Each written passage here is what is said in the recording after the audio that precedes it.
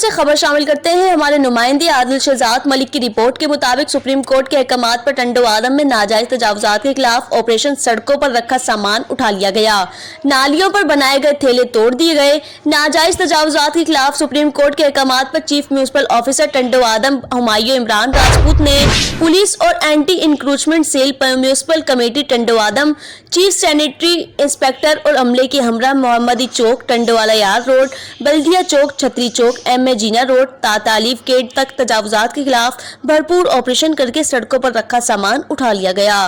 غیر قانونی پارکنگ، ناجائز ٹنگچی رکشہ اسٹینڈ اور نالیوں پر بنے ہوئے تمام ٹھیلے اور رکاوٹیں توڑ دی گئی۔ لکڑی، تختے، بینچیں، پان کے کیبن، ٹھیلے، ملٹی فارم کے گدے، تکیوں سمیت دیگر سامان میونسپل کی گاڑیوں میں ضبط کر لیا گیا اور میونسپل آفس میں جمع کروایا گیا۔